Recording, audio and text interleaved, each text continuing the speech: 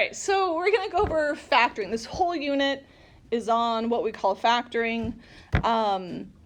And there's a lot of different types. So we're going to obviously start with kind of the easy ones and work our way up. And Andrews, go ahead and put the computer away for me. So we say factor in two different versions of the word. There's a noun version and then a verb version. So when we call something a factor, and it is talking about a thing, it's a noun. And this is when we have one of two or more numbers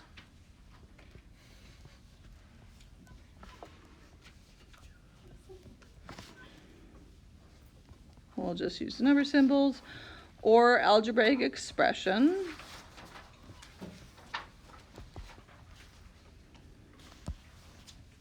I'm going to run out of room.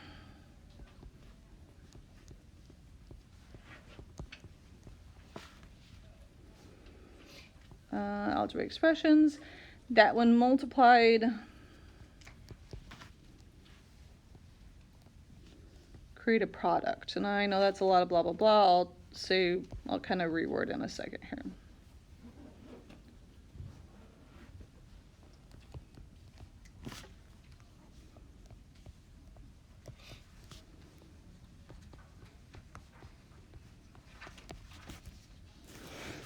Let's see. Okay.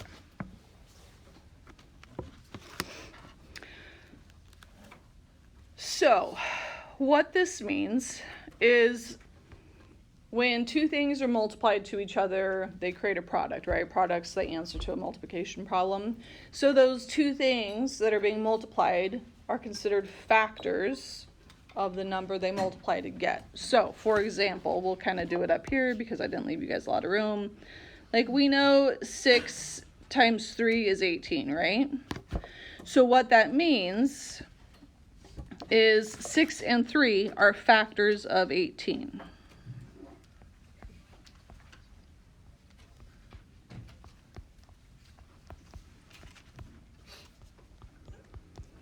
So two numbers that when multiplied create the other number.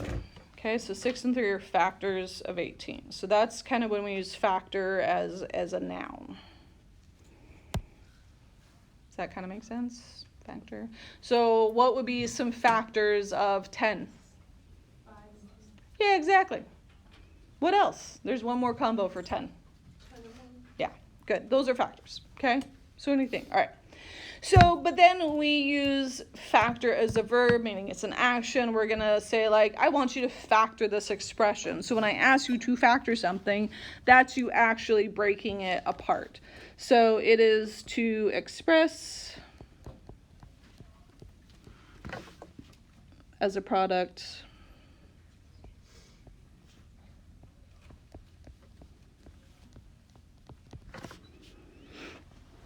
of two or more quantities.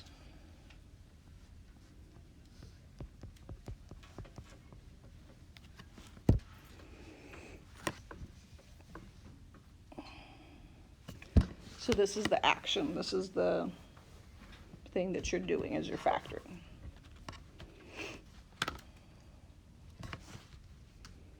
And sometimes we call this expanding.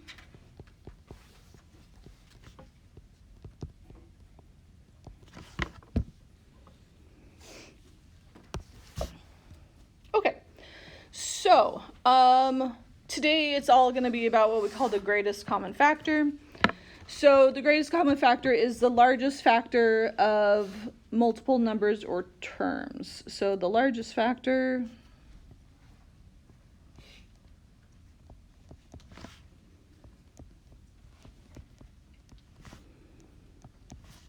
multiple numbers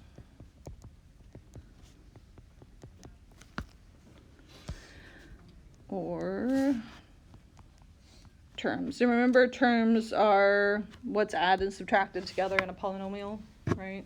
Like 2x plus 3, those are two terms. Okay, so not everybody is awesome at They're multiplication tables. I get that. So I'm going to show you one way to kind of find the greatest common factor through factor trees is what they're called. If this method works for you, awesome. I will say I personally don't often show it, but it doesn't mean you can't do it. That's why I'm showing it to you, because I want you to do it if you need to, okay? So we're going to use factor trees to find the greatest common factors. So our factor trees just break things apart. So let's just put here in parentheses, used to find factors. Okay, so we're gonna find, oh, by the way, we abbreviated GCF, greatest common factor, okay? So find the GCF for, let's see, so let's start with 48 and 42. So just two numbers. So what the factor trees do is, well, we create little trees. You'll see what I'm talking about. All right, so we'll start with 48. It doesn't really matter how you start this. What are two numbers that multiply to get 48? 48 and 1. 48 and 1. Let's start bigger than that. That's the only one, not helpful one. What else? 24 and 2. 24 and 2. Okay, so we're going to say 48 goes into 24 and 2. Okay, so then we go, well, 2 can't be broken down, right? Because it's just 2 and 1. What are two numbers that multiply to get 24? 12. 12 and 2.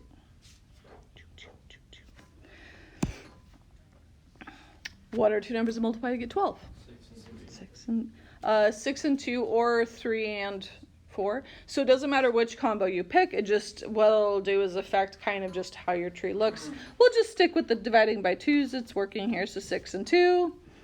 And then 6 can go into, or break into 2 and 3. Yeah. So I know I'm at the end when like 3 can't divide by anything but 1. We call those the prime numbers, right? Remember that? Prime numbers? Okay. So, yeah, so we have our factor tree for 48. So now we're going to go to 42.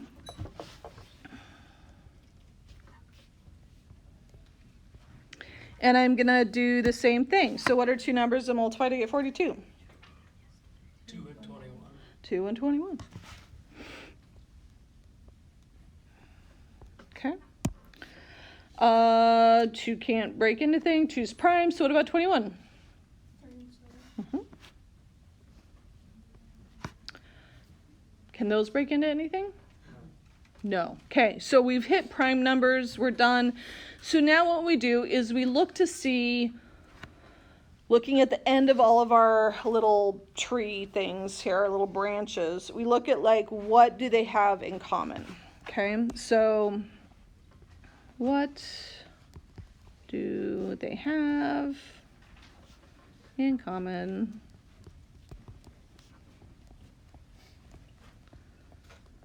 So, what do they have in common? Looking at just the ends. So we got a 3 here, a 3 here.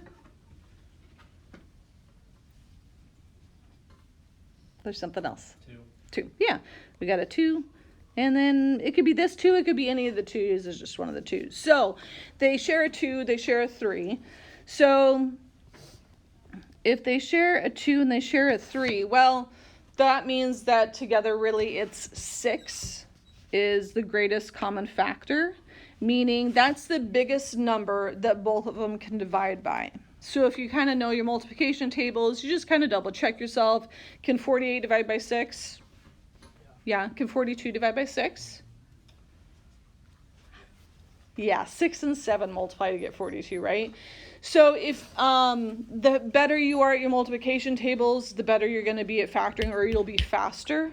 Because eventually, I would like or hope that you guys don't have to do this. If you do, that's fine. But that you could just think that 6 is the biggest number that they both can divide by. But if you don't know that, you would do this to check yourself. Okay? All right, so that's with just numbers. Any questions about how we got the 6? Okay. All right, so let's make it a little bit more difficult here. So, so we're going to do it in an expression. So we're going to do 12x squared y and 32x squared y squared.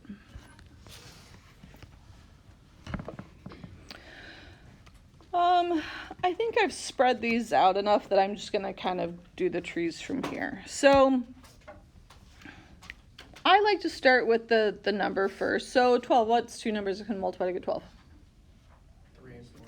3. Let's mix it up. Let's do 3 and 4. Okay, 3 and 4. Now what? Can 4 break into stuff?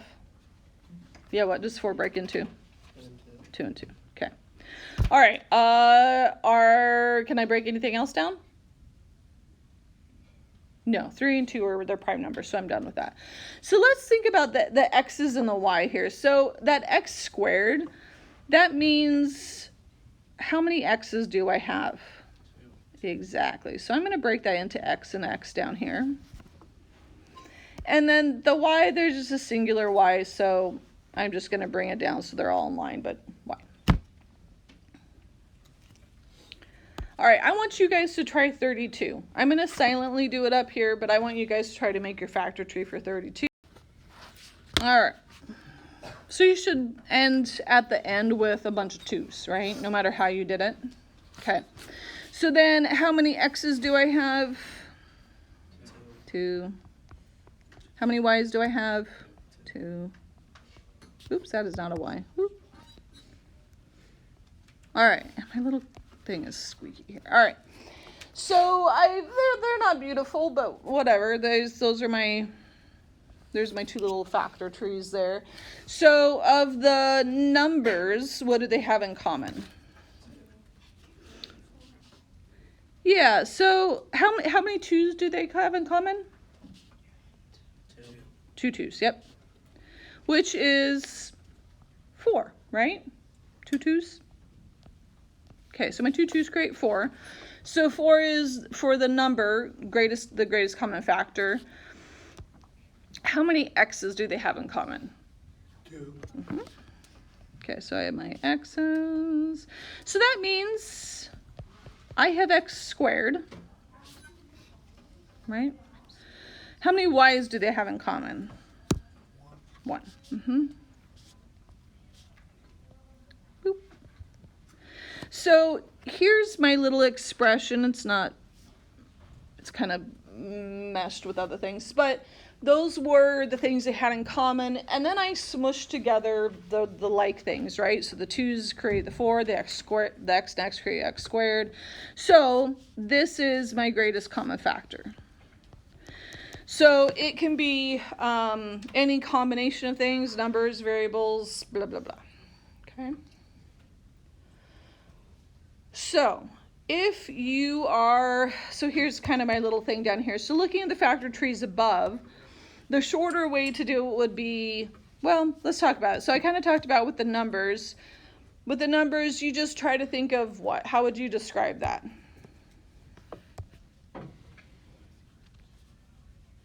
So like 12 and 32, why does 4 make sense as the greatest common factor? Because they could both be times like multiplied and with 4. Yeah, exactly. Like 4 is the largest number that they both can divide by, right? Yeah, so let's write that down. So find the largest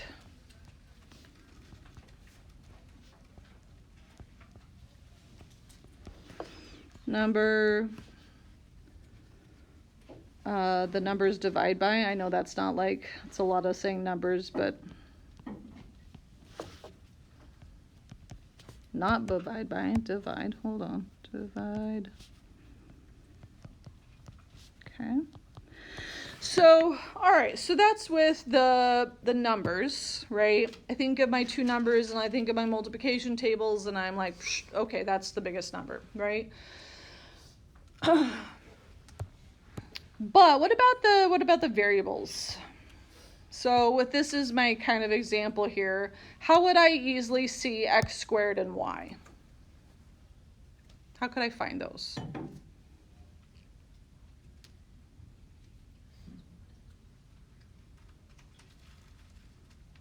Don't overthink it. It's just what they have in common, right? Yeah, exactly. You're like, this has two x's here, this has two x's. Hey, yeah, so that's the biggest amount. So this has just one y, but that has two. So how many do they actually like have in common? Just one, yeah. So just like, you can just logically think about it. So if this is a little much for you, just pick them out. If you're like, I suck at my multiplication tables, you might have to do the factor trees, and that's okay. So let's write down here for the variables, just what variables they have in common, really.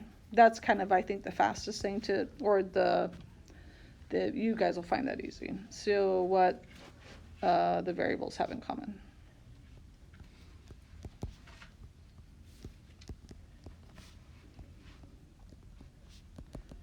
Which is literally why they're called the greatest common factor.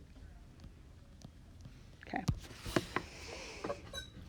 And this thing is foundational for the rest of this unit. You're always going to have to look for these. They're really sneaky.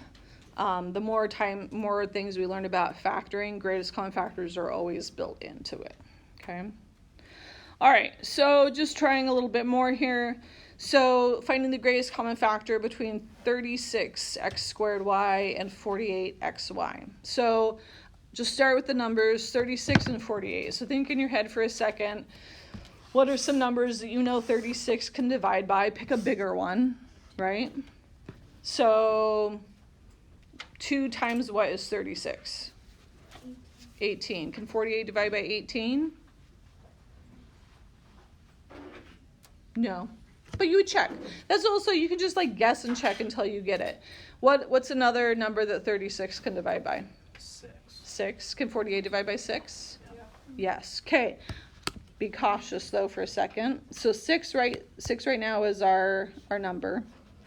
However, once you think you found something, think of a number related to 6 that's a little bit bigger than it that might work, just to double check. What's a number related to 6 that's larger than it? 12. Let's try 12. Can 36 and 48 divide by 12? Yeah. So that is the greatest common factor. So you always want to go through and just try one more logical step up to see if it works, okay? So 12 ends up being the greatest common factor for the numbers. What about with the variables? What about x squared and x? What do they actually have in common? X. Just x. Good.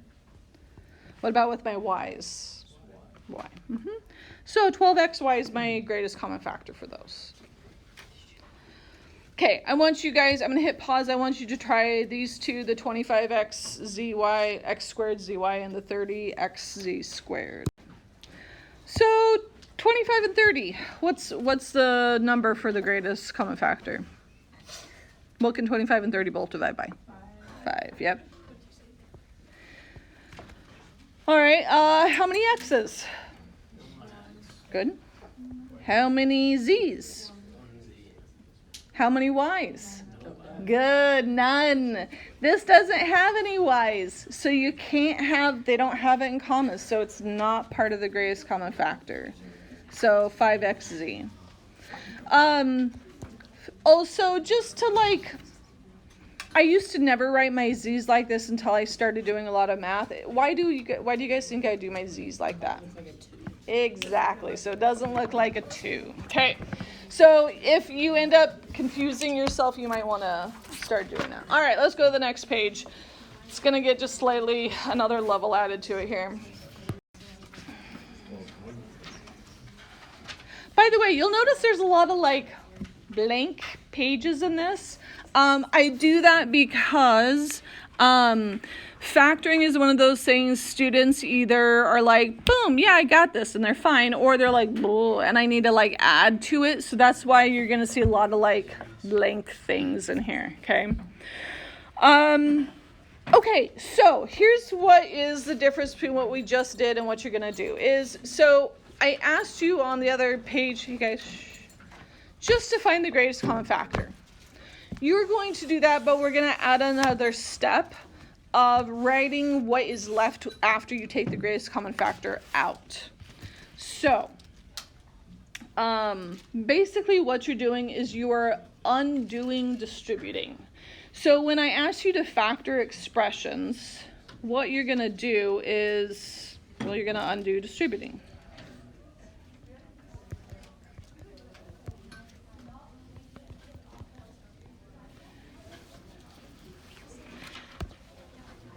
And so I'm going to say kind of the steps to it is you're first going to identify the greatest common factor.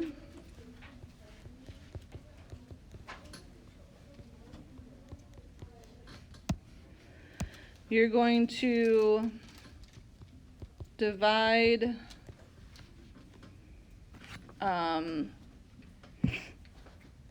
the expression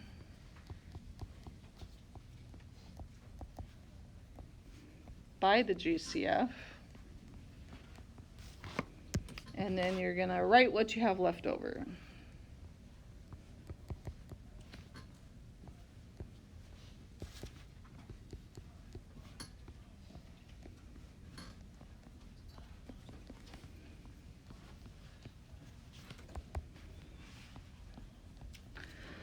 All right, and I'll obviously show you what I mean by that. Over here to the side. So if we have, like, you guys are used to this, 3 times x plus 2, right? What do we get from that? 3x plus 6. Exactly. So what we're going to be doing is I'm going to be giving you instead this 3x plus 6, and you're going to be giving me this 3 and then the x plus 2. We're going backwards, okay?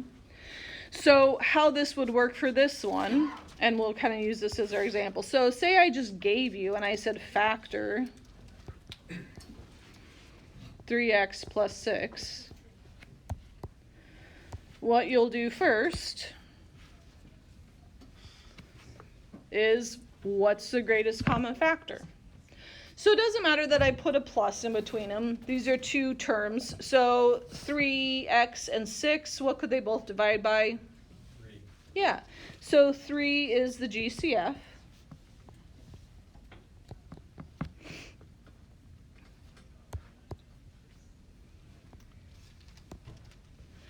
Then I, for step 2, divide each part of my expression by that 3. So my expression was 3x plus 6, and I'm dividing each of these by 3.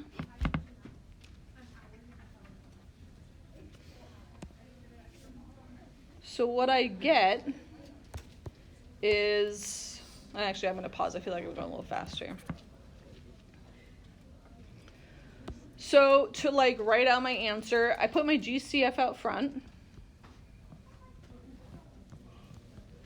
And then in parentheses, I'm going to write what I get after I do my dividing. So 3x divided by 3 gives me, yeah. So for this one, the 3's like go away and I just get the x, right? And 6 divided by 3 is 2. And that's my answer. So this part in here, that's the leftovers, okay? That's the leftover. Technically, it's like the dividend, but that's okay. You don't need that. This is the leftover, okay? So it's what you have left after you've taken the greatest common factor out.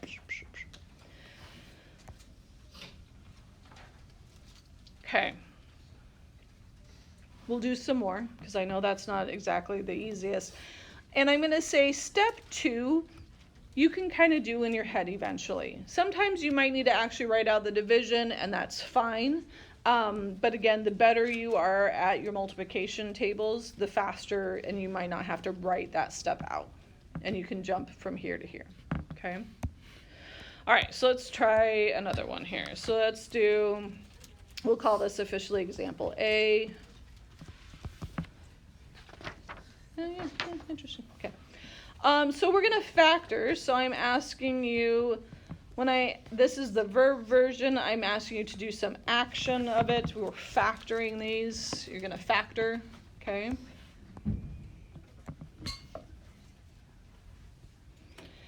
So the first one we'll do is 2x squared plus 8x. I'm starting out not too crazy on this.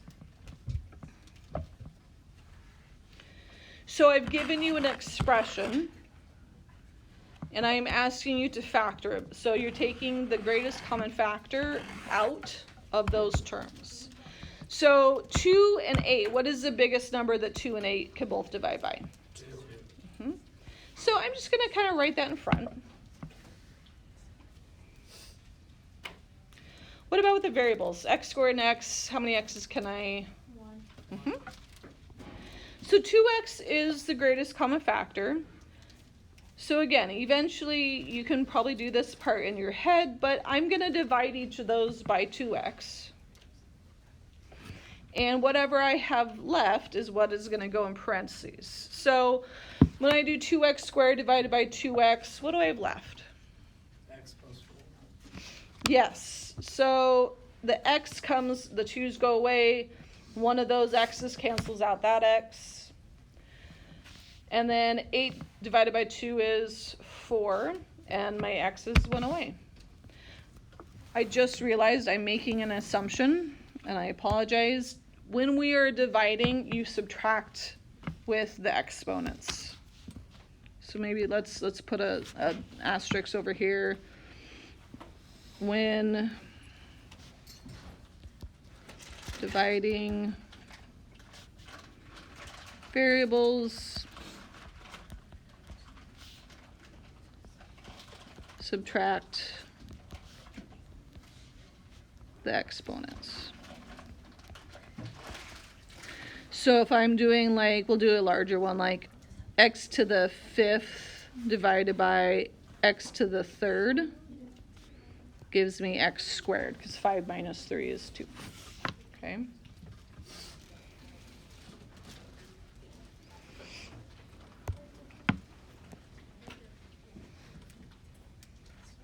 Does that make sense? Have you ever learned that, just out of curiosity? Does this seem even familiar? No? Yes? I saw some no's. All right, well, now you know. So, because if you think about it, remember when we multiplied, like if you multiply x to the 3rd times x squared, what do you do with the variables? You add them when you're multiplying. So, vice versa, dividing, you subtract them. You're just undoing them, okay? All right, let's try another factor here. Let's do, this is not part A, part B. Let's factor 5x cubed plus 10x squared plus 25x.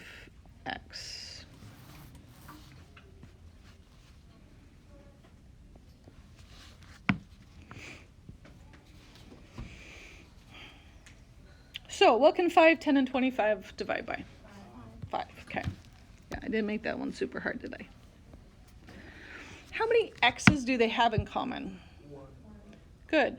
And if you haven't realized it, you're just looking for the smallest amount, right? Okay, so just 1x. There's nothing else really to deal with, so now I'm going to write what I have left over. So if you're wanting to, just kind of go through 5 divided by 5, what happens? 2x. It would X2. x to the, exactly, we'd have just x squared, because the 5's went away, right? I took 5 out, I divided it out. And if you're not sure what I'm doing, I am technically doing this. I was going to try to do it in my head, but I feel like maybe we're not ready for that. what would I have next? 2x. 2x, good. Because 10 divided by 5 is 2. X squared, you take an x away, just x. Plus what? Just 5. Good, just 5, yeah. Because the x's went away and 25 divided by 5 is 5. So this whole thing's the answer. So the answers from here on out are not going to be small. They're going to be nice, lengthy, factored expressions. By the way, if you're ever unsure if you're correct, what would you do to check your answer? Plug it in. Yeah, exactly. You would just distribute that 5x, and if you get back to this, you did it right. Okay, you would distribute and check. All right, let's do at least one more, and then we'll see how you guys feel. I'm going to make this just a little bit more difficult. Well, you'll feel like it's a lot more difficult, but it's not.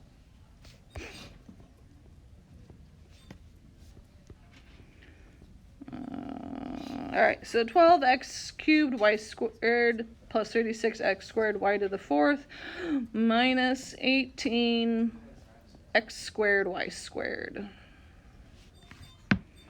By the way, this would be considered a trinomial. Just throwing that out there for our vocab from last time, because it has 3 terms.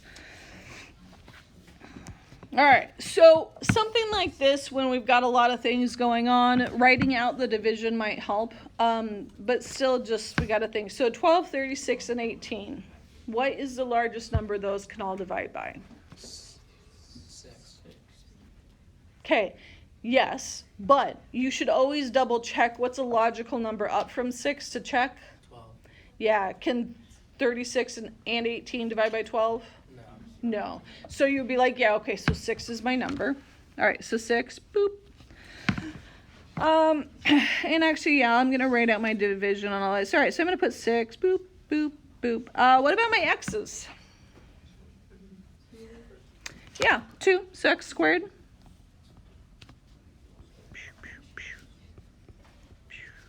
What about my y's? 2, good.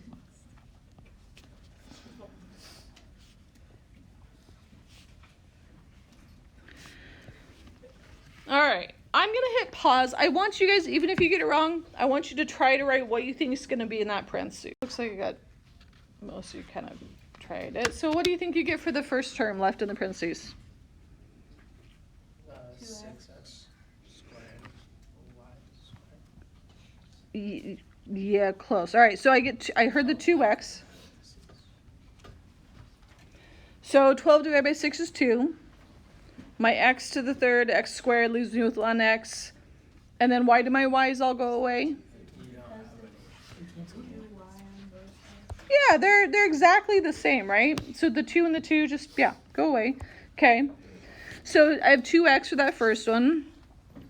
30, Y squared. good, plus 6y squared because the x's on that one disappeared. And how'd you get the y squared? Because it's 4y, or y4 minus y squared. Exactly, that 4 minus the 2 gives you the 2 left over. And then minus, did you guys get that and you didn't do a plus? Minus 3. Good, minus just 3. Yep, because all the x's and y's went away. Excellent. All right, so on page 3, hey guys, listen up so you don't do more work than you have to, okay? So if you look at the first 8 problems, it does not have, they're not expressions. They're not actually, see how there's commas in between them? Okay. You are just telling me the greatest common factor. You are not writing what's left over. Okay. Then as of 9, that is when you are factoring them and you are writing what you have left over. Okay. So 1 through 8 is like the first page. 9 through 18, actually, and on from there is like the back page. Does that make sense? I'll take that as a yes. Okay, so just greatest common factor, then you get into the factoring where you write what's left over in the parentheses. Okay? All right.